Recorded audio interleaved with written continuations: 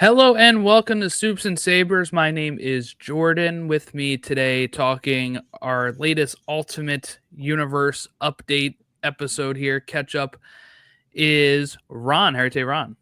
I'm doing all right, man. Fighting through some minor ailments today, hence why I'm not on camera. But we press forward because we could not push this episode back anymore. so Even if we wanted to, we could not. Yeah. yeah. So I am excited to be here, nonetheless, to take our monthly spin around Earth. What is it? 1610. Yes. Yes. Yep.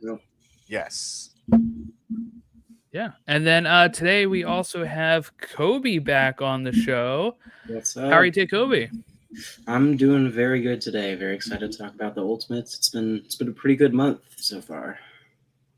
Yeah, we have I guess the way that we'll structure it here, like we were talking just offline a couple minutes ago, is we're going to start with the incursion event, the mini series there, and then we are going to move on and look at Spider-Man. We have two issues to talk about because we did push this one back, and then we will dive into like Wolverine, X-Men, Black Panther, and then cap it all off with the Ultimates. That's number 13, I believe, for the Ultimates. So, I guess let's just kind of dive into Ultimate Spider-Man Incursion, which issue 1.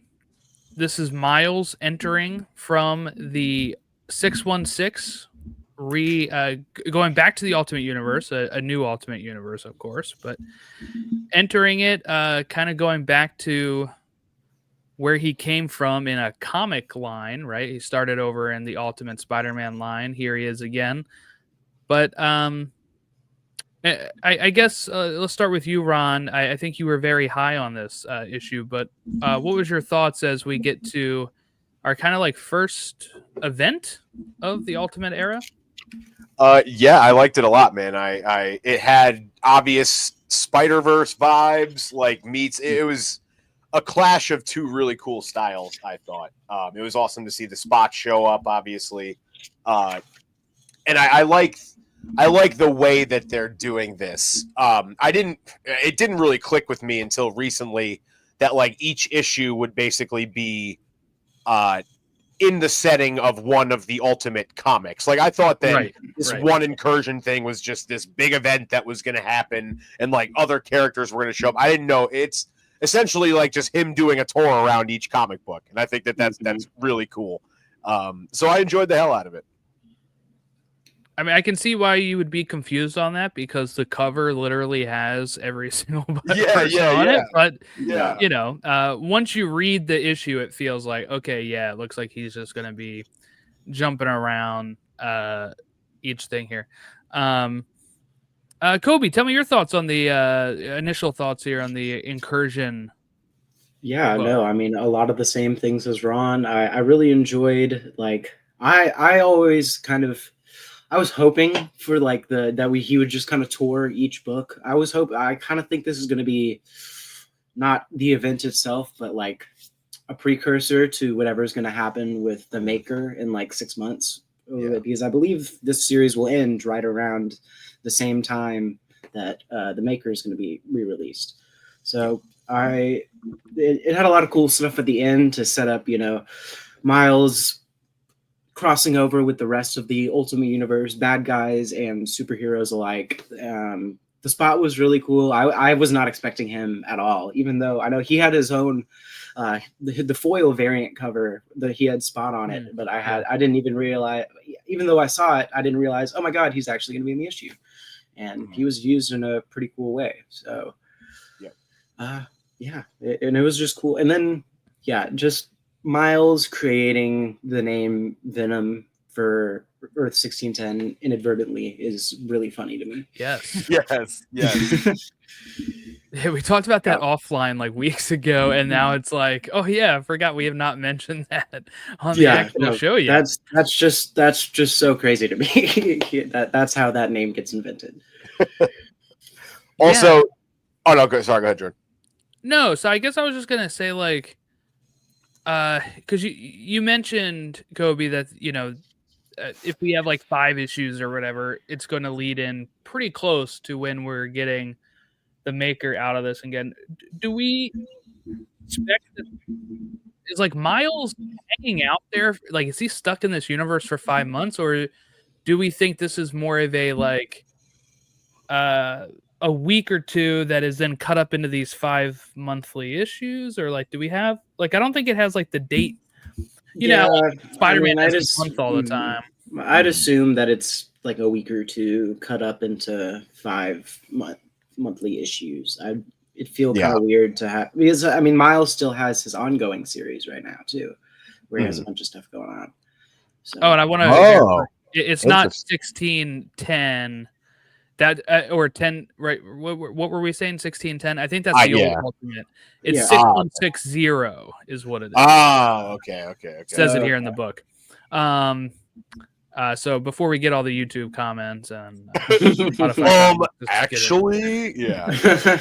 But one thing that kind of throws me off about this, right, is I guess this takes place, like trying to figure out when it takes place for the Spider-Man story, because this book came out while Peter and family were still in hiding, and now they're in New York, you know? So I'm like, is that like right before they went into hiding, or is it like, I mean, I wouldn't really feel like it would be right before they went into hiding, because Peter and his son weren't really like Spider-Manning together before. Exactly. But they're together in the issue. So yeah. I mean, I guess you'd have to assume it's after they come back from that eventually. It's weird because like the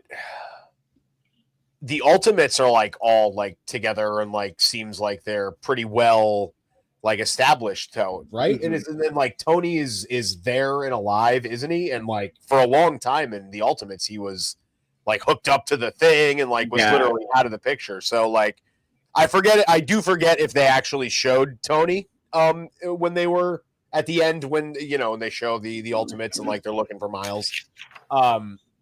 But that would be a pretty good. So is he there? Yeah, they showed Doom, Tony, and Cap. Okay, so then it's got to be like recent, or it's way or no, it can't be way. I think it might even be in the future of like it's way past where any of these Ultimate books are right now. And if we're assuming that it totally take place over like a week or two, this is like the week or two before the Maker gets out. Oh shoot! Yeah, you're right. It could be. Yeah, it could be. That's so it's good. Like way in the future of all of these Ultimate books. Oh damn! I'll tell you though, I'm not a big fan of Miles' suit in this, but I get his new suit.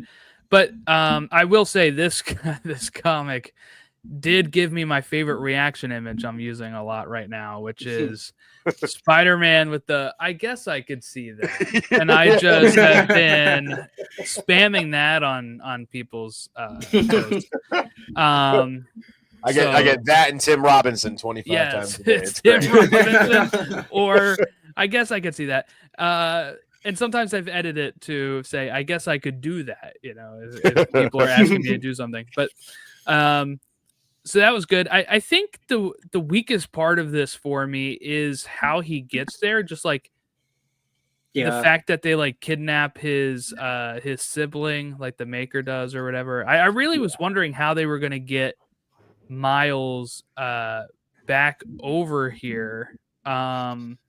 It's a very like, I don't know, almost slapsticky kind of like, the child accidentally touched the card, so now the child.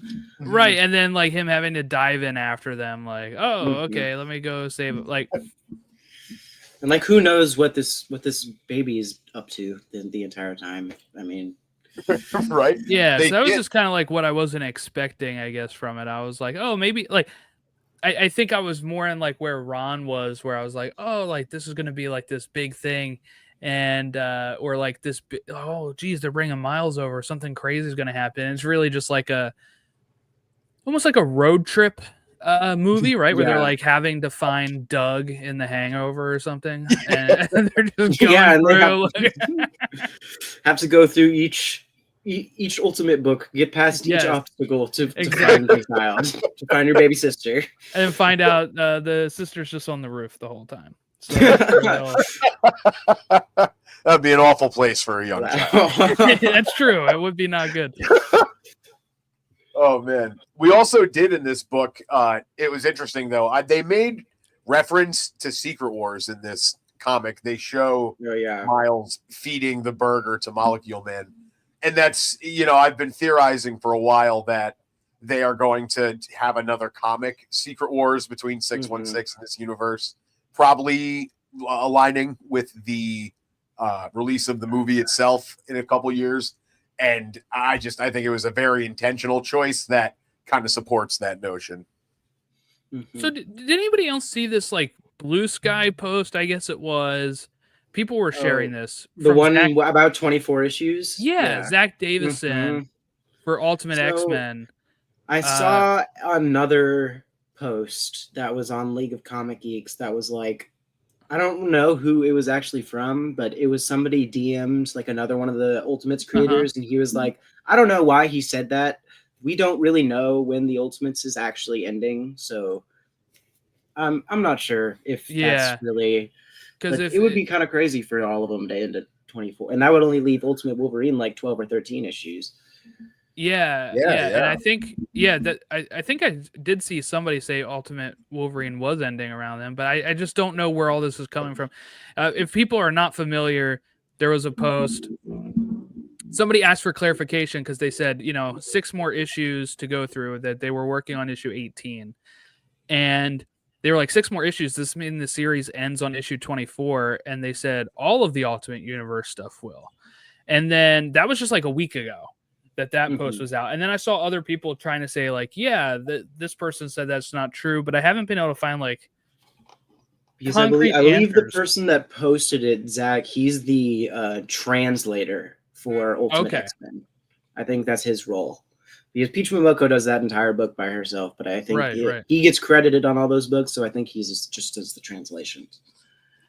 So when he says ending at 24, does he mean like the whole thing's ending when that one reaches 24, or they're each individual one is ending at 24? He meant that every single book was going to be ending at 24 issues, which would be around when the Maker gets out. So that's like, what they mean is like when Ultimate Spider-Man, which kicked it off along with X-Men and Black Panther, I think they're all in the same number, right? When they all reach 24, all of the Ultimate line would end, is how I read that, because they were saying that, like we were saying Wolverine would only be like 13 and whatever. So I don't know how, like, again, we don't know how true that is. It'd be a bummer if it is true, because it's like, I mean, I think it'd be a huge waste. They're finally, after years and years and years, doing another DC Marvel crossover. It would be such a waste to not cross over the Absolute and Ultimate universes right now. Oh my god, I think that would be so awesome. That could be next year's. Yeah, it would be just absolutely ultimate, dude. It would be crazy.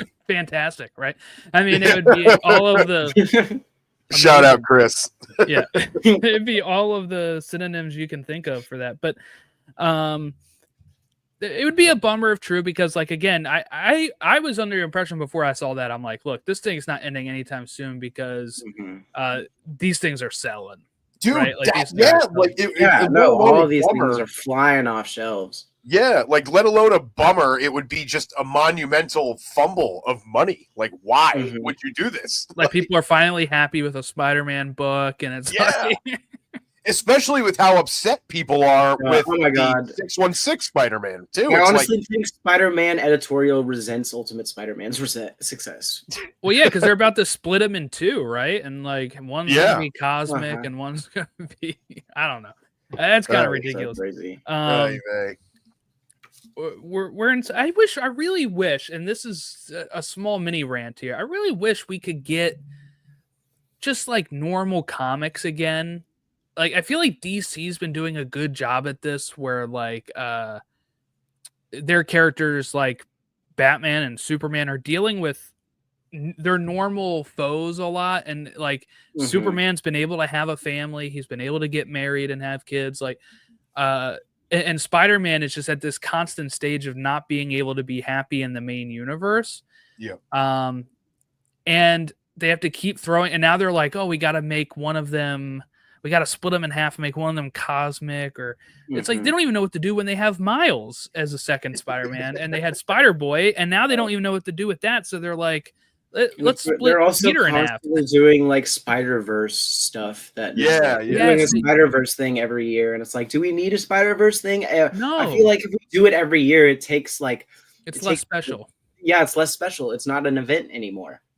I mean, that's why as we transition to Ultimate Spider-Man here, I think that is why I love this book so much, is it feels like a more grown-up, mature version of the original Spider-Man comics from Stan Lee, and where you can have a full issue like where Mary Jane and Peter are at dinner with Gwen and Harry, and there's actually no Spider-Maning at all, and they're just like the tension is from the conversation as like these people know this thing, this person knows this thing, and that's like me through an entire issue with just dialogue alone, just sitting in a room and everybody's right.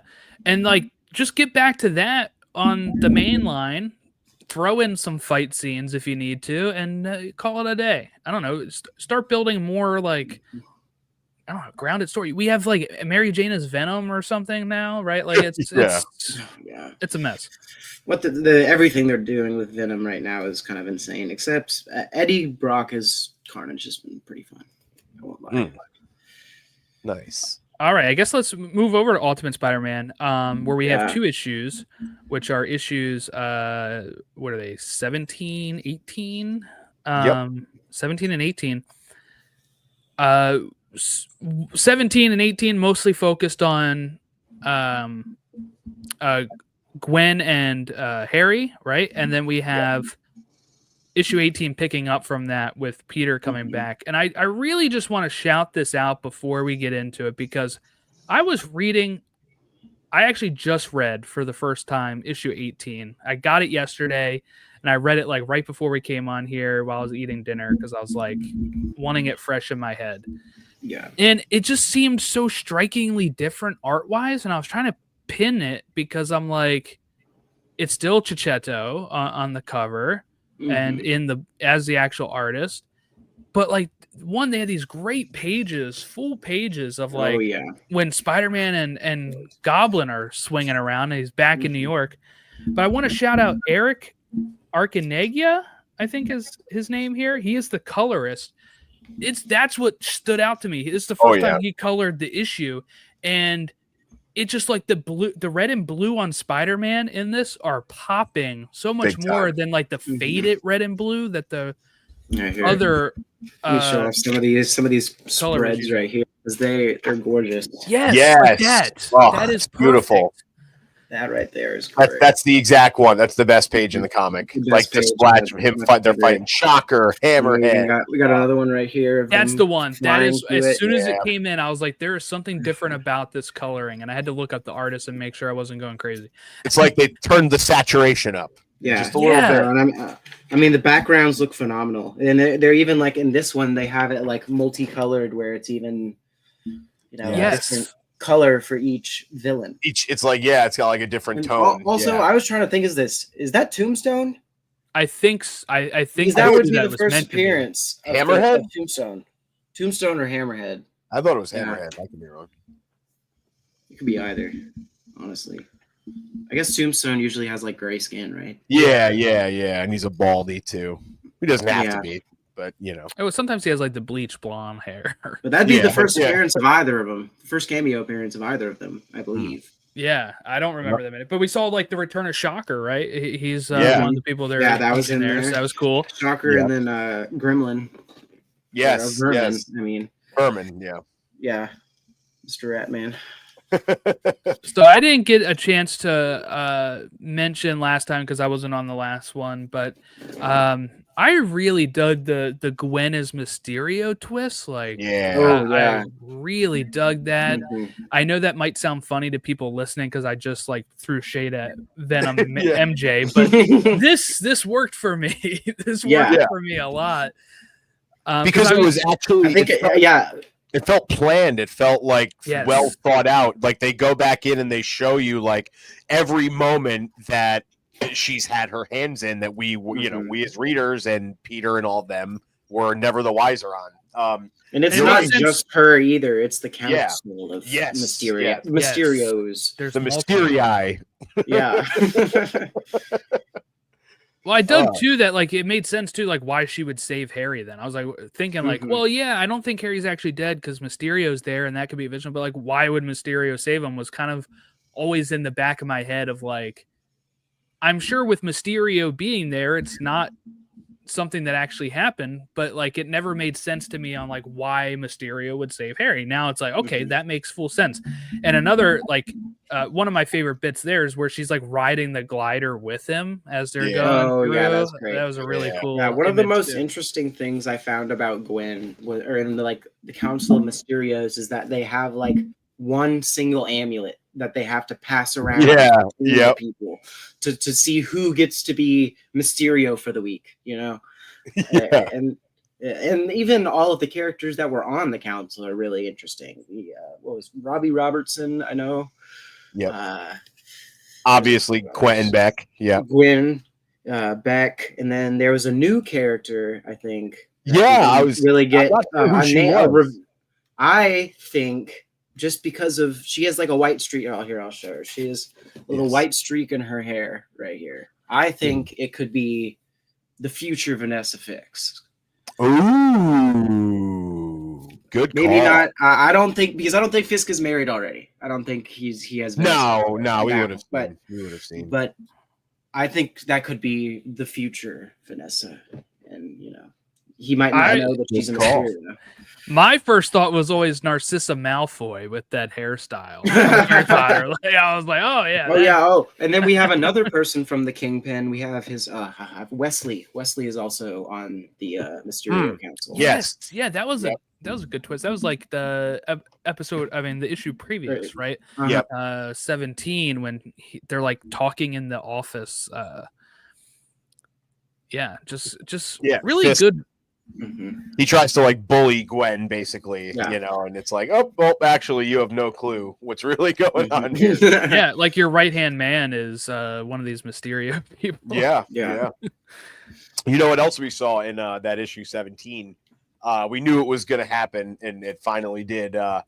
That's that old AI of Norman is finally starting to get into Harry's head a little bit. The coward stuff is starting to show up in this universe. So it's probably calling that since like issue 1 or 2 or whatever.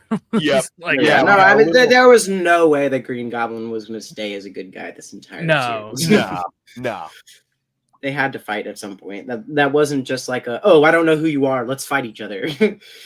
But we can already kind of see what's like, potentially the seeds being like set up for that. Like now Gwen and Harry like kind of have their take on like how to handle this, war essentially. And it's going to be in stark contrast to how Peter wants to handle it. So there's the groundwork is slowly being laid each month more and more to where there is going to be a butting of heads down the road. I definitely enjoy more that it's like almost a difference in ideology versus just like, Harry takes a serum and that makes him go crazy, Yep.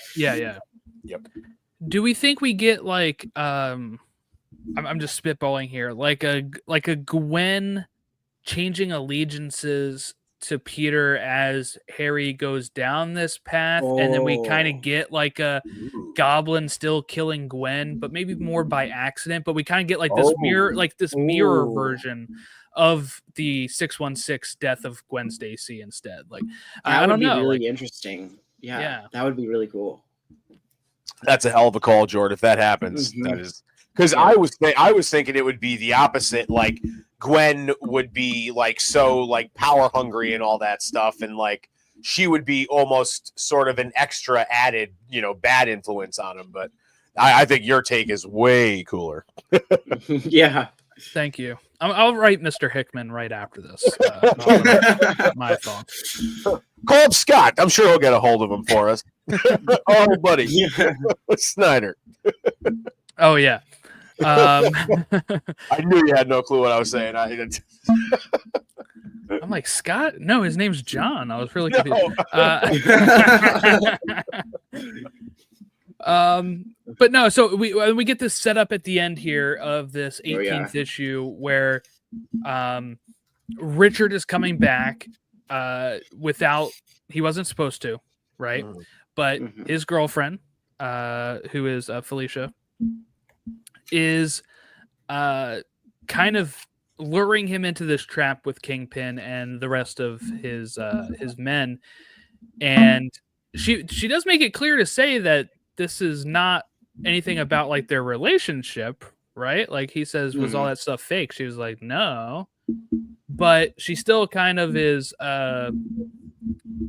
playing some, maybe both sides here. Do we think she was kind of forced to do this, or is this like a it didn't she seem wants like revenge on Spider-Man still? It didn't seem like she was coerced into it. I don't know. She might have been, just because that was like what the text was about. She was like, "I'm in big trouble," or whatever, and that's what made him come. Right. But she said, her last line, whenever she asked, like, "Why did you do this?" She was like, "It's in my nature." Yeah. So that kind of made it seem like she did it because she wanted to, because she's getting something out of her partnership with Kingpin. I also think that was probably her just, saying probably what she had to in that moment. But it could have been, I should say, because I think she's pissed that Spider-Man almost killed her dad. You know what I mean? Exactly. I think it's that simple. Yeah, I think it's like, oh, you messed with my dad. Now I'm gonna like take your son. Yeah. Simple I forget. as Does she know that's his dad, or does she just think that they're friendly to each other? Do we remember? Do we know that? Ooh, I don't off the top of my head. I don't know. I think she knows, but I don't. Or maybe she okay. Would, at the very least, all that information necessarily. At the very least, they know that he is a ally, companion of Spider-Man, because Fisk mentions it. So maybe it wasn't as deep as the father-son thing. Maybe it was just as simple as, you know what I mean? Oh, we're gonna take your homie and lure you in here by doing. Because I don't know if we've really had a moment like how in Invincible there was that one time whenever Nolan got mad at Mark for calling him dad in the middle of a fight, and I don't think we really had a moment like that in Ultimate Spider-Man yet, because I mean Richard and Peter have not Spider-Man together all that much yet. Yeah, nice. Despite the fact that they're on the cover together. Yeah. And other than in Ultimate Spider-Man, other than in this issue, we kind of jokingly get it in this, not with the dad thing, but with Peter and Harry, right, where they're calling each other their name, and they both will be like, "Oh, it's Spider-Man, it's Spider-Man to you, pal." Yeah, exactly.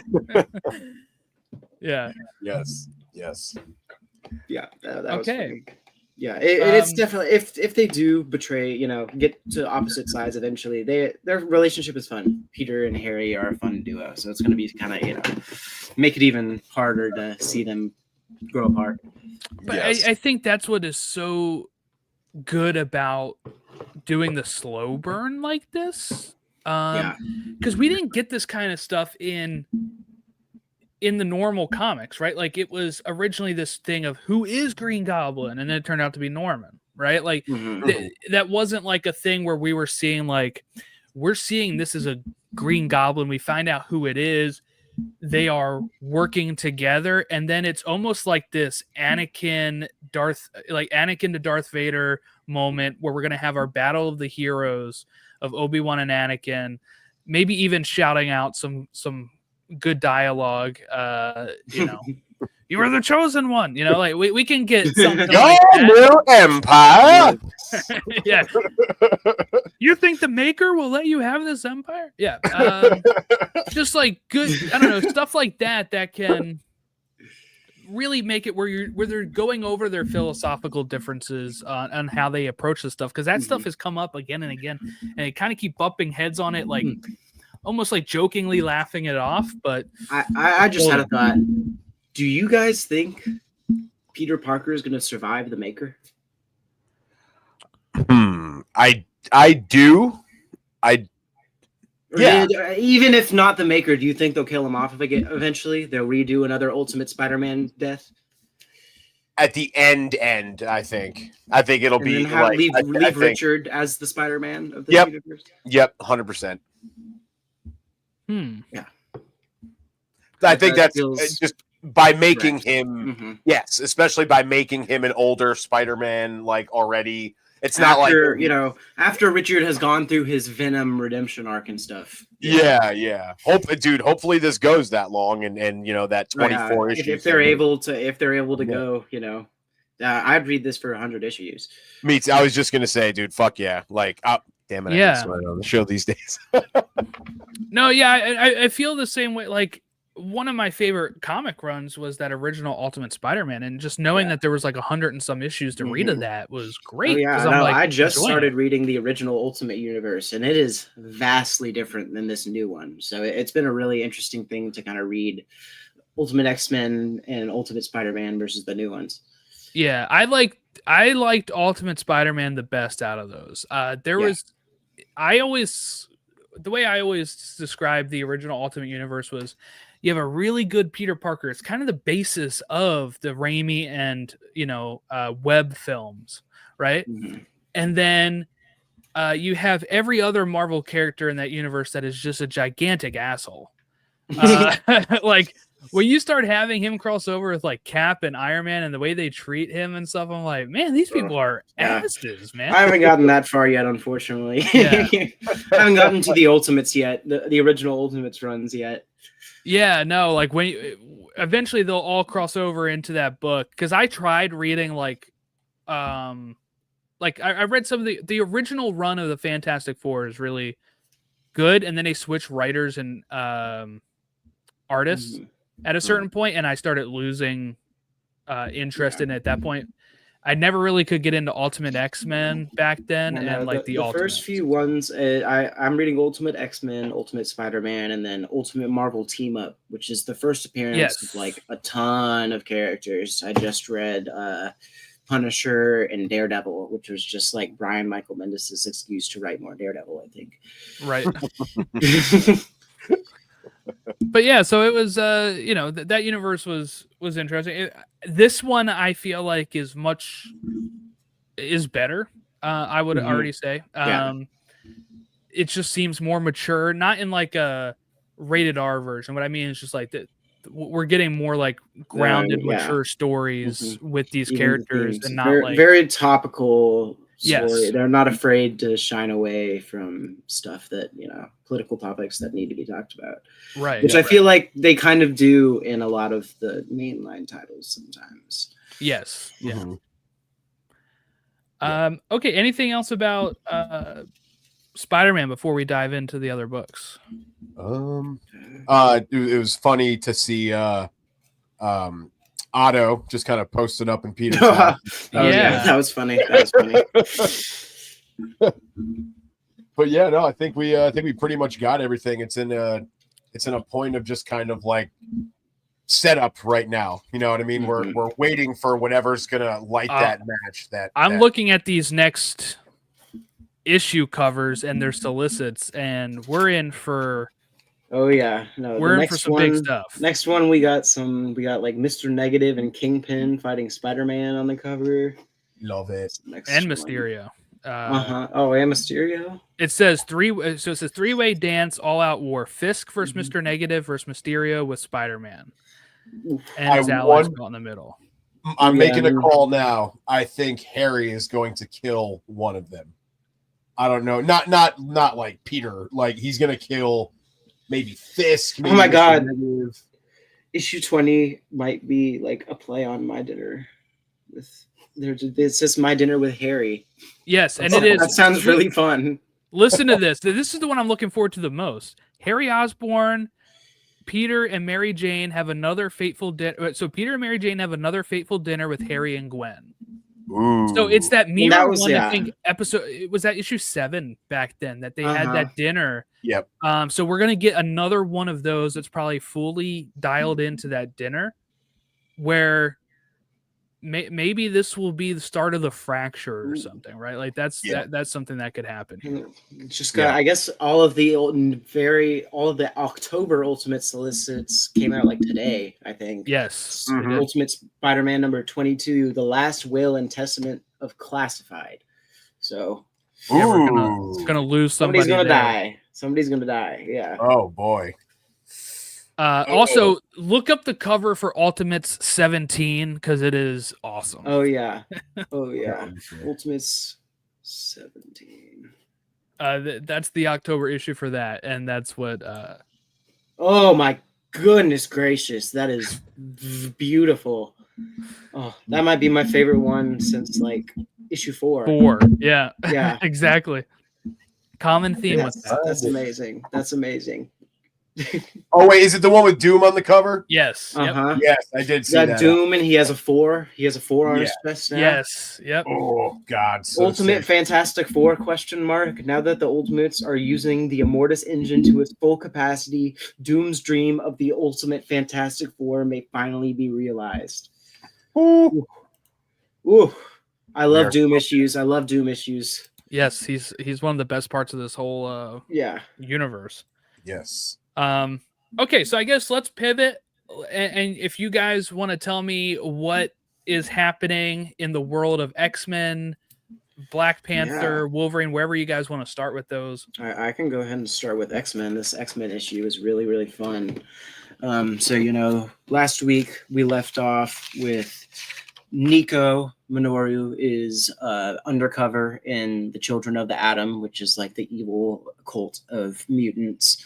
And then we have May Storm, who is like kind of this Storm equivalent as the leader of the X-Men with a bunch of her other friends. And Nico is trying to find Natsu, who is the Cyclops equivalent, and Armor, and who are captured by the Children of the Atom.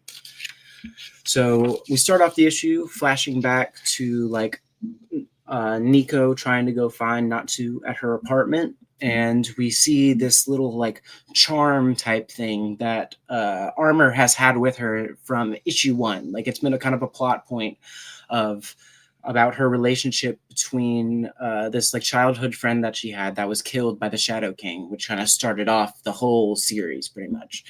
And so Nico finds this little charm, and then it like melts into a bunch of eyeballs in blackness. And so she freaks out about that. And goes with the little bunny ear girl, more, I don't remember what's her name again. Let me look. Too many names. Maury. Yeah, there's a lot of names. Her name's Maury. And so they go in just to like this little cafe to talk about, what's the plan to go and try to save these two people that they need to save from the Children of the Atom. And they run into Futuba, who is the rogue equivalent in this universe. And so they drop basically their little they have a little notebook on all of their notes on all the cults and everything that they have been accumulating as they've been researching the Children of the Atom. And so Rogue comes and gives this back to them, and they start talking about it. And we find out that Rogue is also the ex-girlfriend of the older brother of Nico Minoru. So whenever Nico goes and sees her brother later, she gets pissed. He gets pissed at her because she's talking with his ex-girlfriend. And then we see Nico back at the Children of the Atom Temple, and we finally see Armor again, who Nico tries to go and kind of, talk to her and like make sure that she's okay, but she kind of just like doesn't talk and runs away. So she's definitely going through some crazy stuff, some torture, they're not treating her well. And eventually, as she's trying to chase Armor through the hallways of the Children of the Atom's building, she runs into the Maester, who's the big head guy, and she goes over under the name Grimm while she's undercover, and she accidentally tells Maester her real name, Nico. And that's when Surge, who has these like electric powers, and is another child, but she's actually loyal to the Children of the Atom. And so she gets super suspicious of Nico for sneaking around trying to find Hisako armor.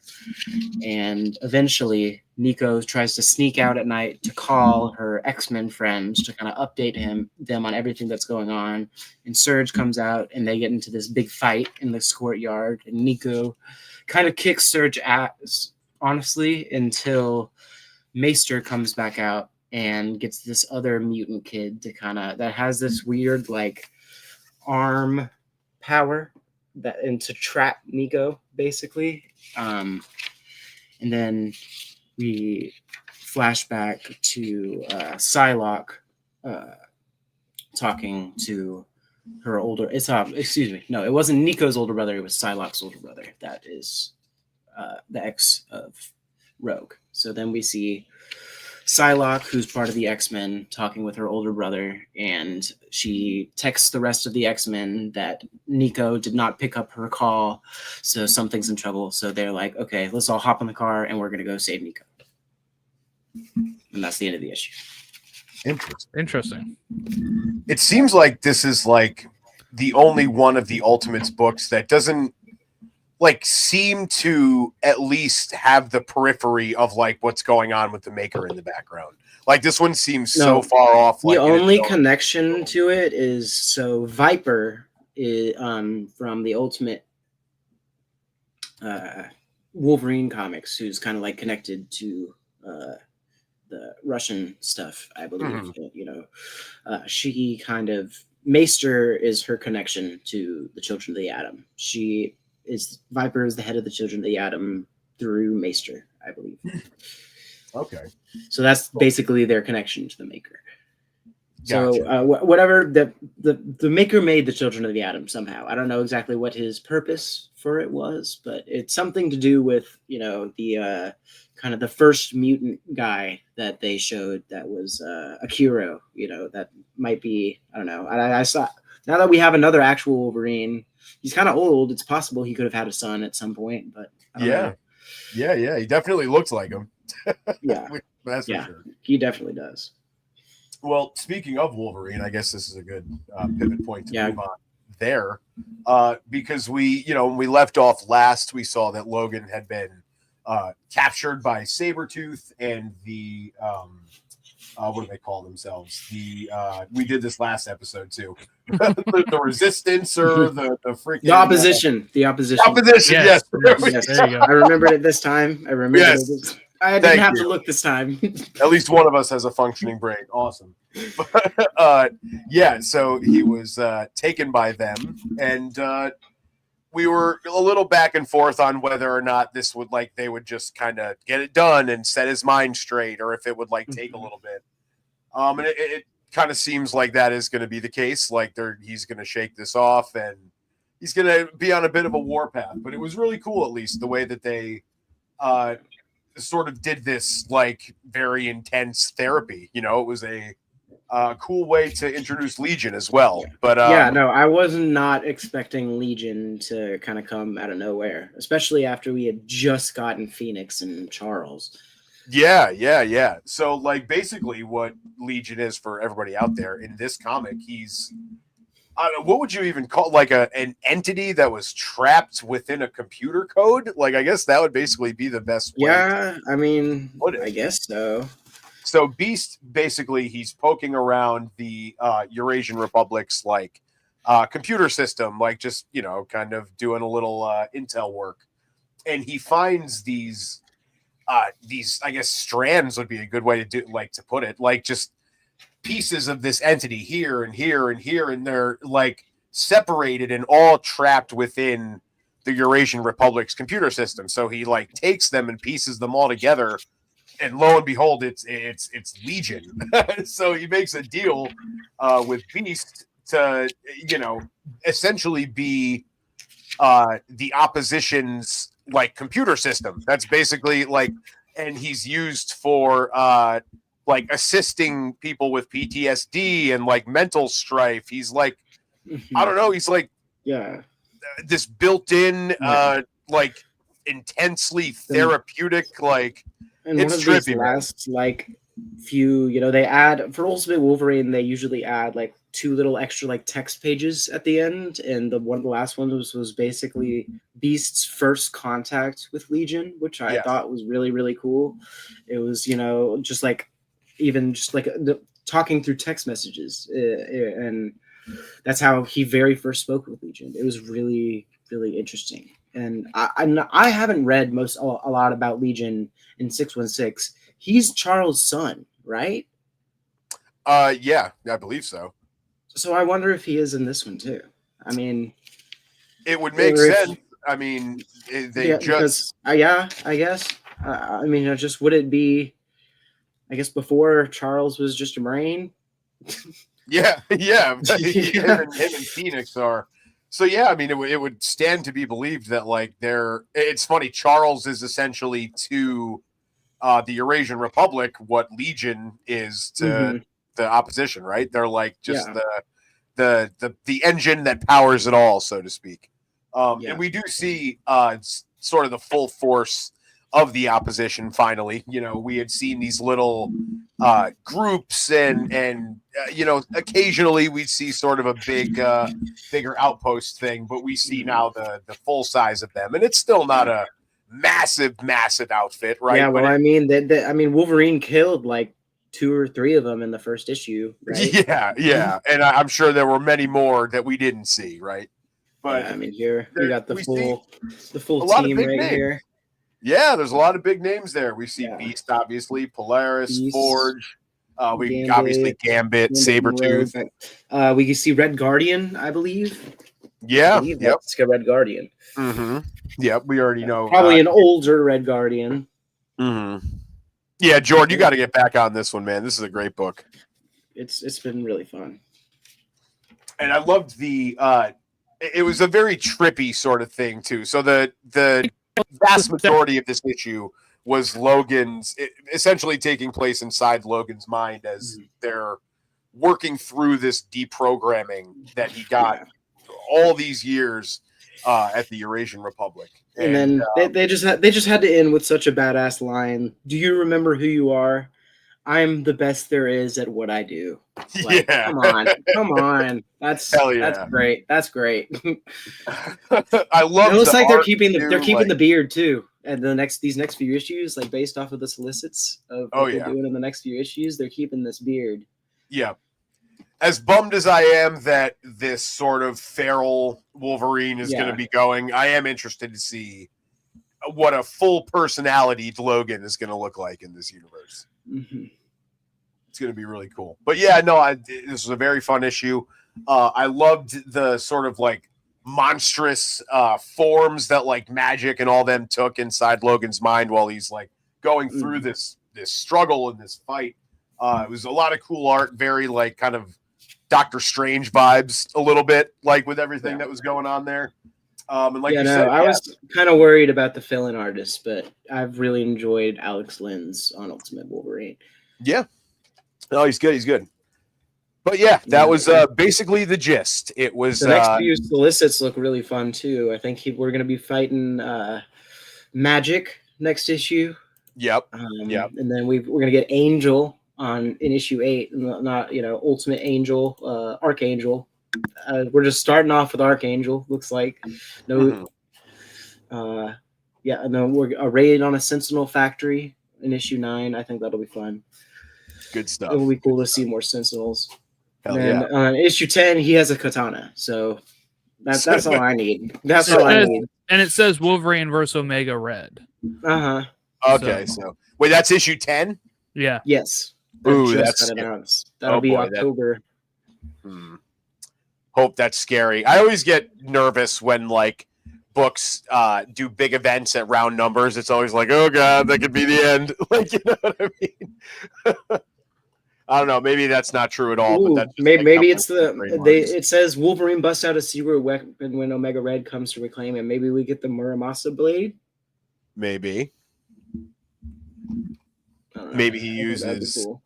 Maybe it's like one of Nightcrawler's swords. Like maybe he uses. Oh yeah, that'd be fun. After he killed him. Mm-hmm. Yeah. Much to Jordan's dismay. Yeah. Hopefully, oh my gosh, yes, he was great. I miss him. Yeah, that hurt. That hurt. Yeah, that was rough. All right, let's move on.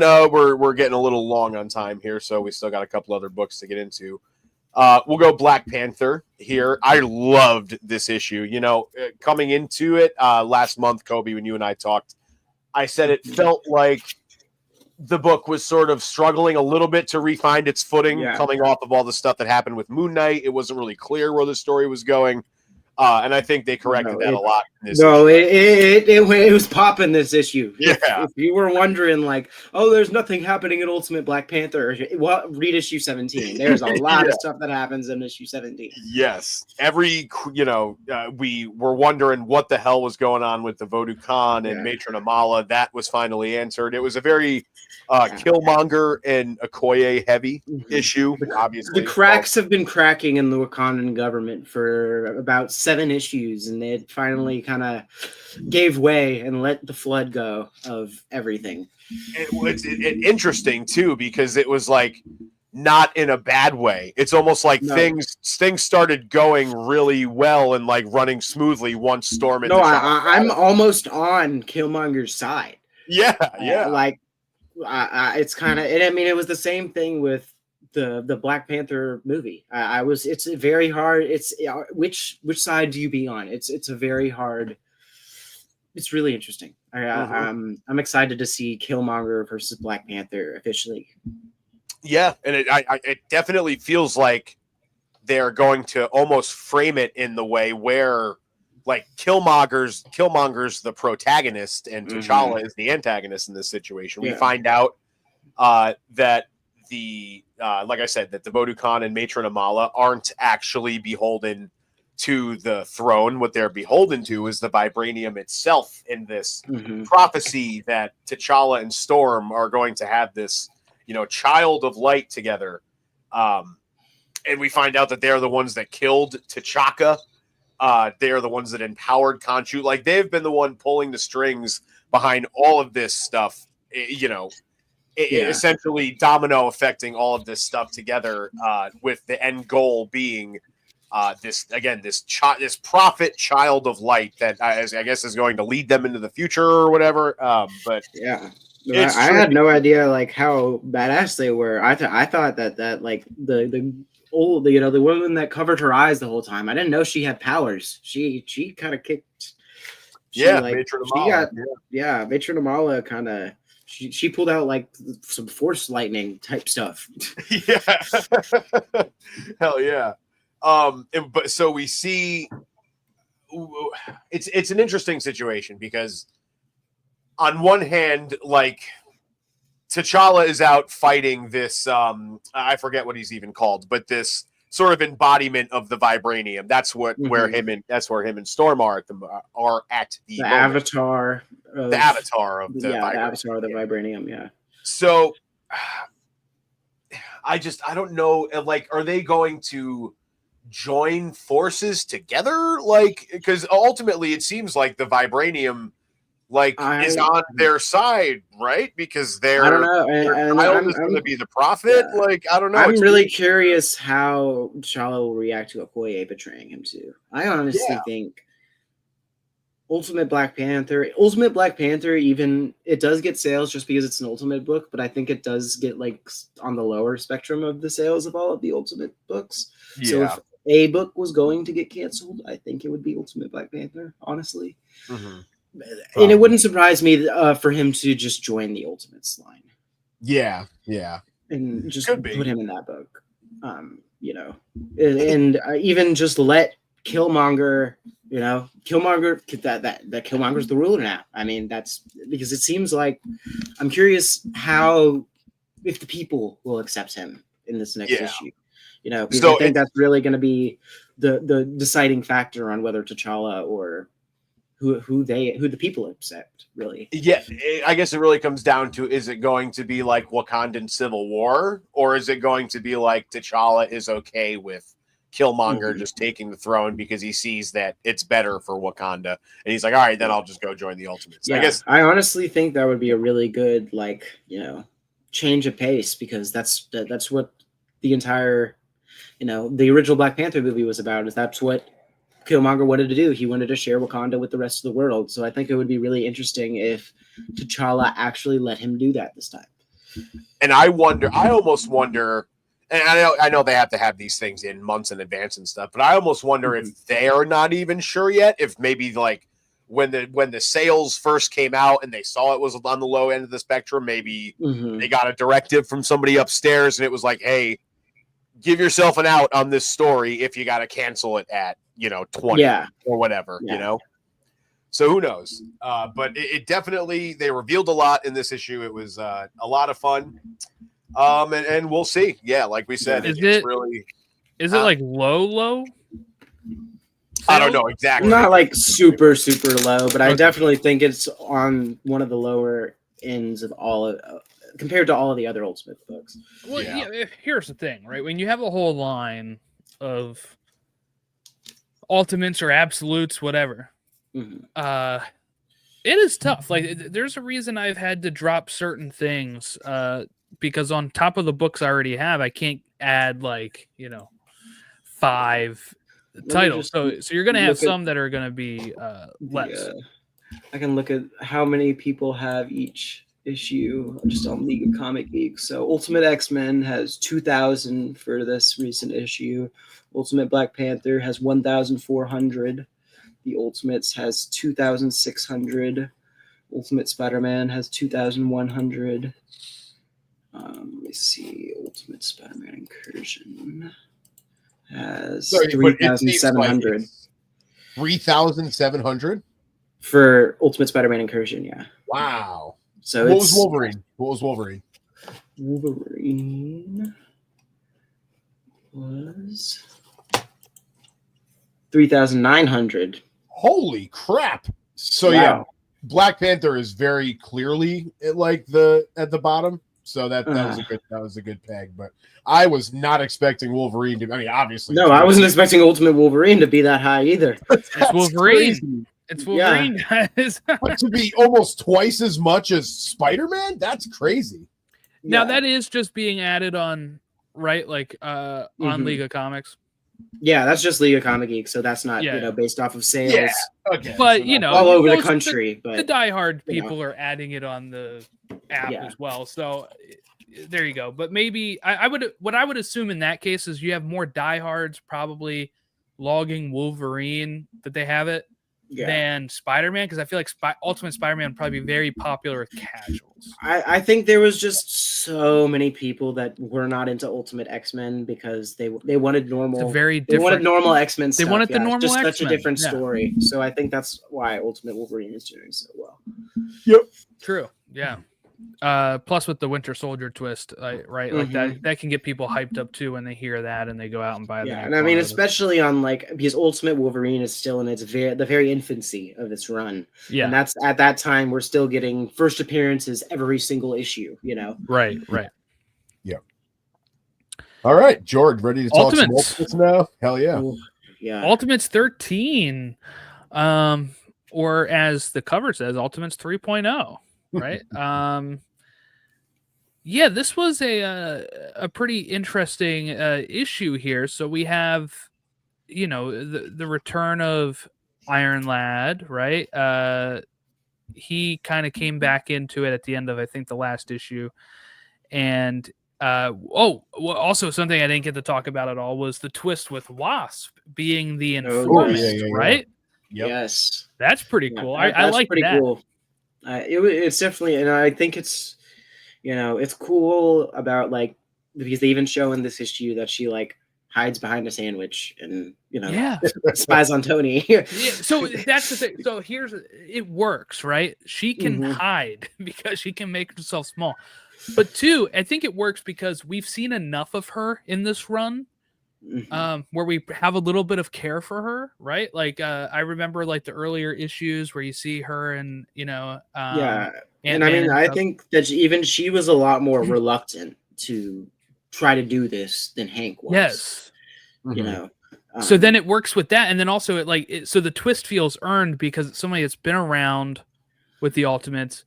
It's somebody that's been there that we care about, but also not a main player where we're like, oh, that's a betrayal of like, yeah.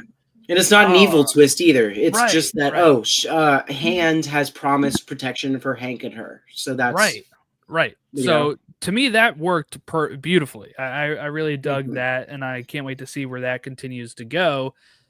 But this issue, what was your thoughts, Ron, here on this issue? Because I was glad we start to see a lot more of like the Ultimates doing stuff, right? Like we got to see like Cap in action, right? We got to see little glimmers and glimpses of this type of stuff as we go. But what was your first thought here with I guess Iron Lad and the reveal of him having like multiples of himself doing all this stuff? I think it was the first time that an issue of the Ultimates gave you hope. You know what I mean? I don't say that to be like, oh, the other ones were awful. It's been an amazing run, but it's just been a run that feels like it beats you down. They've really found their catchphrase, I think. Yeah, they're like the part with America Chavez where they're like, because whenever they sent back the try to give people superpowers, they're like, they stole your future, do you want it back? And that's kind of, I think, what the catchphrase for this new Ultimates team. Very much so. So it was nice to see them cohesive and everybody on the same page and it actually working. You know what I mean? We see them like take out the Red Skull base. They set up their own counter to what Hand has been doing with the social media stuff to get the truth out there. They get back She-Hulk's island, the one that Banner sort of conquered way back when. They built a school and they put it in the same dome type thing as the Maker. Yeah, so the it's really smart. Their plans really starting to come together. Yes, and they're even America Chavez's part, I think, was just my favorite, just because you get to see people are rallying behind them. It's not like they're in this alone. Thousands of people in just normal people in this universe have like come to claim the name the Ultimates and wants to fight against what the Maker's doing. That was like the main thing, right? Like they were saying when they were saying, hey, we're going to open this up to other suggestions, other people, right? It's get out there and be public about it, right? They've been kind of doing this behind closed doors type of thing, secret, thing, and it wasn't really working. And because they would be able to squash, right? They had the all the media sources would just call them terrorists, and, twist the story into whatever they wanted it to be. So go out there back to what we were saying before about them not being afraid to shy away from real world things. Yes. Yeah. But I just love the idea of all these like heroes being like teachers at like this school and everything, and the fact that we have like all of these Iron Lads at the end as they're each doing their own thing. What was the deal with Human Torch? What was he doing? I'm still like I'm wondering what he was like. I'm ready. He told Tony, "I'm ready." For what's he ready for? What did he like? He seems like zapped. He's fully intent on sacrificing himself for something. I don't know if I don't know what exactly he's doing that for. He said, "We know Iron Lad's not the one to make the sacrifice play, so it's got to be Human Torch." Right? He said, whenever Tony asked him, "What should I tell the others?" She said, "Tell them the truth. I went to start the fire." And so I'm like, what does that mean? He's not a big Billy Joel fan, so he's like, I did start the fire. So maybe he's, starting to break the Maker's bubble or something like that. Or that's what I'm thinking. Yeah, he just like somehow gets through the barrier, but like it's going to require every ounce of like energy he has, sort of thing, to break through. It was really curious to me that he didn't like try to go say goodbye to any of the other team members. The only person he would have wanted to say goodbye to is Cap, and he was like, "We've already said all we needed to say to each other years ago." I thought that was That was nice. I really enjoyed Jim Hammond and Cap's, like them both being from, what was they're Way blanking on their back. original name, Yeah. the World War II team name. What's their the Invaders? Yes, the Invaders. Yeah.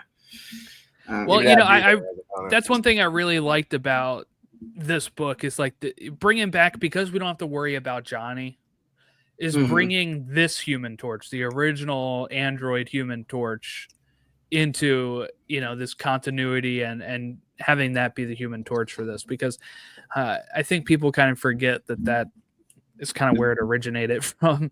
So it's pretty cool to do that, and it's because you're not overshadowed. You don't have to worry like, oh, we have 2 Human Torches. Johnny doesn't have powers in this one, or isn't alive, right? Like, we don't know. Yeah. But no, I think he's dead. I think the Maker killed all 3 of them. Yeah, I think that's what. Yeah, he did. I think what he did basically was like, so he let the Fantastic Four go on their trip without Reed, right? He fucked with Reed was there. But he just he fucked with their calculations, so it was wrong. Like, they went to the wrong place. Yeah. So the radiation just killed the 3 other people, and Reed just survived with like a bunch of scarring and then doom. Yep. Yeah, because he's trying to reverse that, right? Like, that was his whole thing. Yeah. And maybe in October we get close to that being. Yeah, hopefully a reality. I mean, there's a lot of their Ultimates is another book where it's like they're doing first appearances almost every issue. We're getting Scarlet Witch and Pietro, and Quicksilver next issue, and then Iron Fist or Shang-Chi the issue after that. Yeah, I'm interested to see where it does go from here, because it almost felt like this was this should have been the issue right before the Maker comes back, right? But we still have all these months. Are we just going to spend the next 3 issues doing more recruiting? You know what I mean? I completely forgot about this moment. How he asked freaking Odin. He asked for help. Yeah, love that. He was like, "No, you got to do that for yourself, dude. Sorry, we stopped answering prayers a long time ago." But yeah, I don't know. It feels like we're just kind of waiting for whatever's going to happen with the Maker now. Granted, I don't think they're going to wait until he's just about to come out to exact this plan. So who knows? Maybe they're able to thwart him before he could even escape. I doubt it, but Ultimates is definitely the most politically topical book, because we're finally kind of getting back to the Luke Cage and Iron Fist stuff here, and we're seeing because giving powers to the original people they were supposed to go to haven't really worked out. They're going to give it to these reformed convicts that they're helping out in these prisons. So I'm really curious to see what kind of heroes are eventually going to come out of that. They're kind of being in this this class by Luke Cage, and where all the different Ultimates teach a different subject, and eventually they'll be able to choose their own powers and own surname. That'll be really interesting to see, I think. Yeah, we got just to answer your question, Ron, it does seem like it's going to be some recruiting, also some missions that they're going to be carrying out. But issue 16 sounds like it says the Maker is only 3 months away and time is running out, but the Ultimates network is bigger than ever now that they're inspiring more and more people to join their cause. A can't miss street level adventure from the new recruits. So nice. Sounds like issue 16 is a street level thing, but 14, like Coby mentioned, is Quicksilver and Scarlet Witch as they go to try to take the Ultimates are going to destroy one of Hellfire Club's strongholds, it says. That's awesome. And then Ultimate 15 is they return to the site of their untimely deaths at the hand of the Hulk and encounter a young boy who has been starting his own insurgency, and that's Shang-Chi. So it seems I forgot that they all technically died. Yes. Yeah. They all died. Wow. You messed with time. Yeah. Yeah. That's cool. Me 17 is Ultimate Fantastic Four, hopefully. Yeah. Yes. And Coby, you talked about this last month, but just the way that each issue of Ultimates feels very, even though it is all streamlined together, it also feels very Adventure of the Month But it's a lot of definitely. fun. It's a lot of fun, and it seems like the next year we're going to be like that too. So that's cool. Yeah, I think definitely like over the past like 6 issues, it was definitely a lot more adventure of the month. But now that we're getting closer and closer back to the, the maker, I think we're starting to get more and more back into the streamlined, and each issue is going to be a little bit more connected.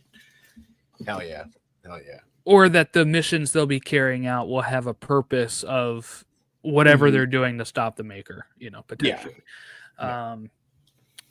So that'll be fun. Looking forward to all these issues next month. And I guess, Incursion 2 actually comes out July 9th. So that'll be coming soon because I'm subbed to that one. So that looks like that has Ultimates. That's Wasp and Ant-Man on the cover. So it looks like he'll be teaming over Miles and the Ultimates versus Black Panther. Yeah, they're going to Wakanda. Yeah. So it looks like it'll kind of be a double crossover, Ultimates and Ultimate Black Panther. Yeah. It'll be very interesting to see assuming that this is taking place, far in advance, like we think.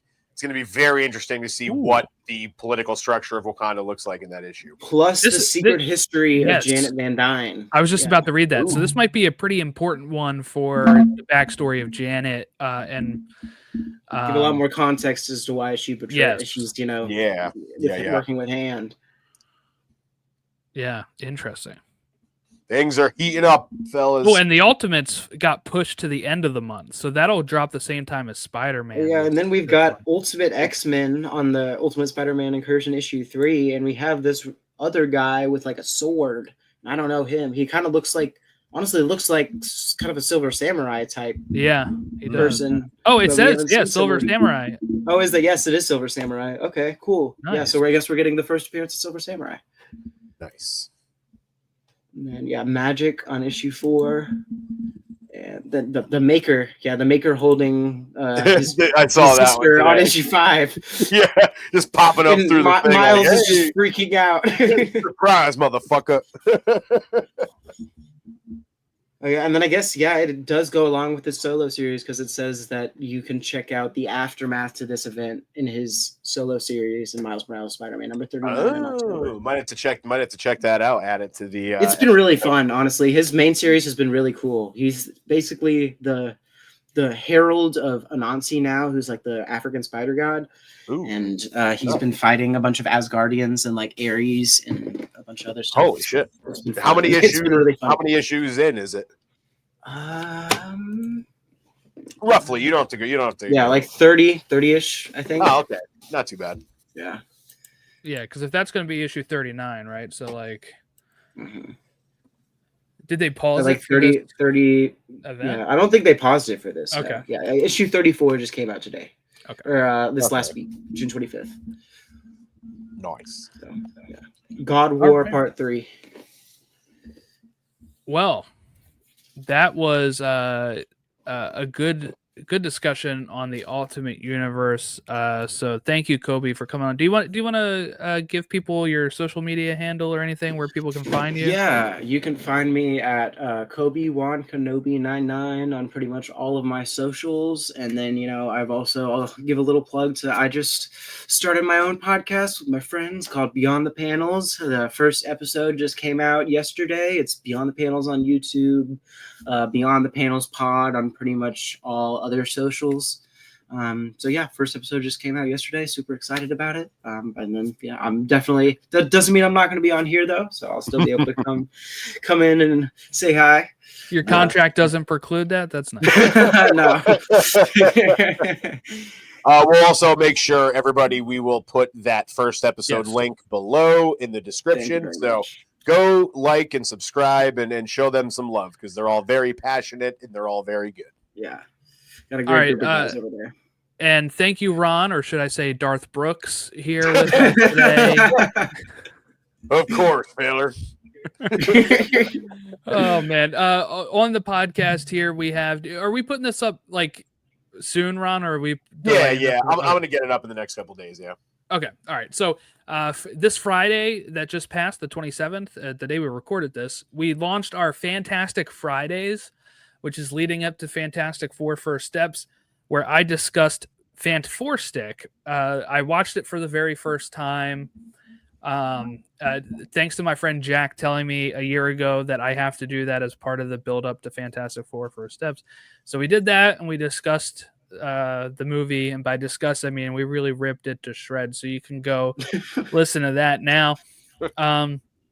This Sunday is one of our, I guess, the penultimate Superman Sunday over on the show as well, where we are building our own Superman movie. We had Anthony Desiato from Digging for Kryptonite come onto the show, and we took our favorite Clark Kent, or not even our favorites. It could be whatever you wanted to build, but this actor for Clark Kent, this actor for Lex Luthor, all from the history of Superman media on film. And we kind of, picked our how we would do that. So, some of us perhaps the funniest moment in show history. Perhaps some of us came up with a title for for our movie. You can check that out. So make sure you check that out. That's Sunday, and then oh man. Yeah, so that's what we have coming up on the podcast. We'll eventually get to Ironheart as well when that's done airing. And then we also will have our Superman coverage start, I guess, around July 8th, because Chris got tickets for the Prime showing. So I think he's going to do a quick, spoiler-free thoughts after he left the theater for people to listen to. But that's what's going to be launching here. So lots of good stuff on Supes and Sabers. You can follow us at Supes and Sabers on all of our social media. Thank you all for watching and listening along, and we will catch you next time.